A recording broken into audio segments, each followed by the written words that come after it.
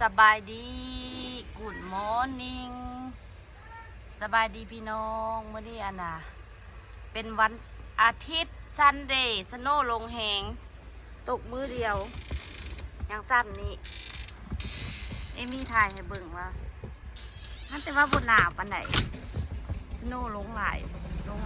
อยากเว้าหลายอันน่ะบิ๊กสตอร์มลาสไนตกแห้งหลายพี่น้อง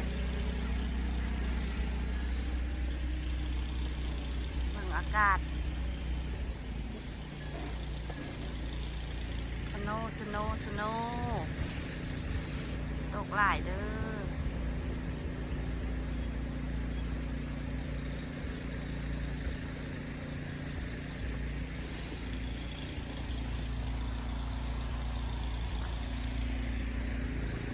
ตกหลายเนาะบิ๊กสตอร์ม last night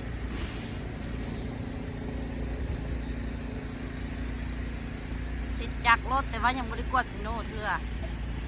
สังเกตเบิ่ง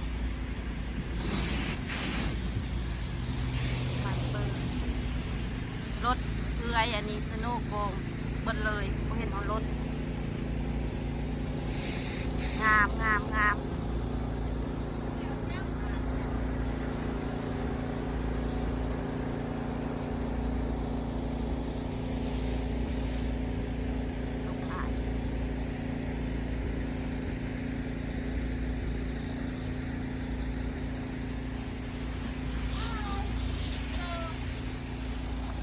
รถเองมีสโนว์เต็มเลย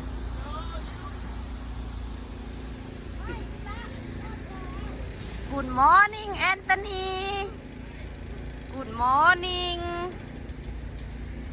Good morning Anthony Hi Hi baby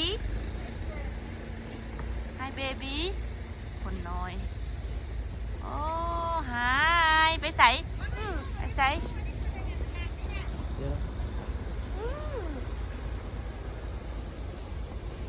Big storm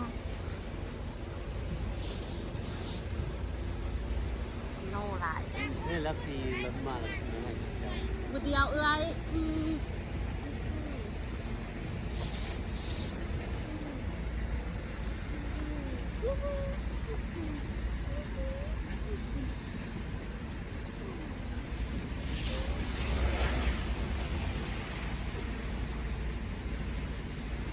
อันเราผ้าข้างหน้าแล้วก็ขี่ลงไปลุ่มเองไปเอาเราต้องการแฮลไปเอาอันเนี่ยกวาดสโนว์ขึ้นในน้ำมันนักคนน้อยเอ้ย Where are you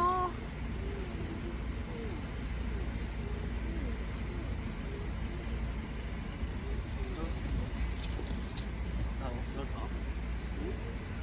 อยู่รถเหรอโคหนาวบ่หนาวหลายเอ๊ะจับสโนว์มองดู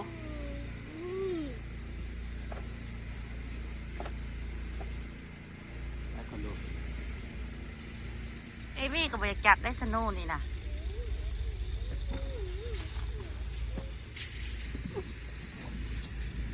โค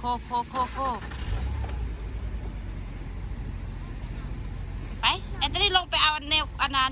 ยูซอยปลาเขือเอาขึ้นมาบ่ได้แนวอันมาชินข้าวสโนว์ไอ้คัมเฮียเบบี้ไอ้โฮมสโนว์โซคอยดูโซเขาจะรู้บันดูเสือคอนโดตัวนี้โน้หอบอายุรถนี่มันก็หลายป้าขึ้นมาแล้ว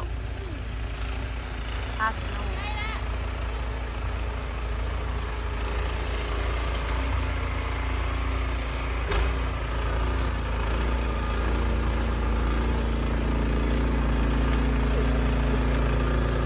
ยานแอนโทนียานมาเพื่อพาวสนุก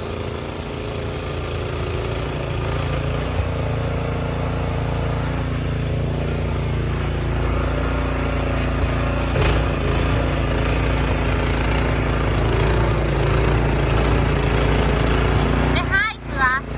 เดี๋ยวอยากกดเจนาพอได้ มะพร้าวสโนว์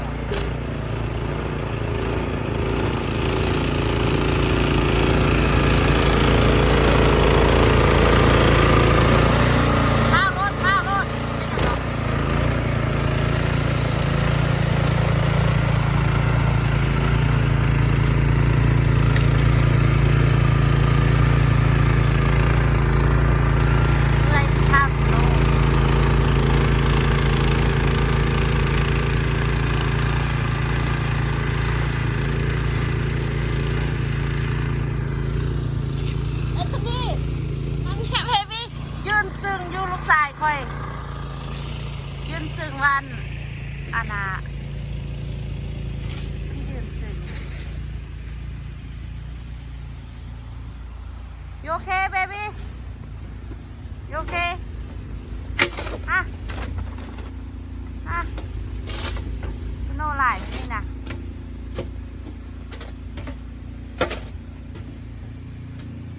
เอมี่บริเวียกยังเอมี่นี่มีแต่ถ่ายแล้วก็ใบถ่ายอาณาสโนว์นี่เลยหลายผลึกพี่น้องหลังข้างหลังบ้านนี่ยังเป็น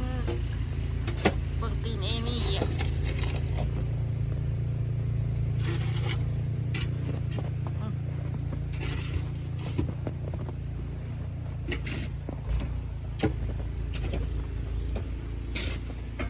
ข้างบ้านนี่เป็นอันมหาอาณาสโนว์สิ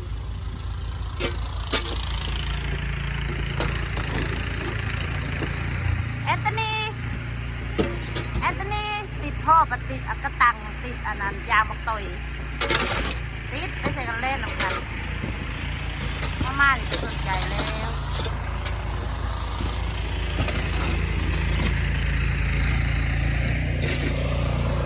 เคยหรอกครับเราเคยพาสนุกยากเลยอย่าไว้จะเจอกับซีเด้อโอ้โอ้โอ้โอ้โอ้โอ้มันคือพาสนุกสนามอายแล้ว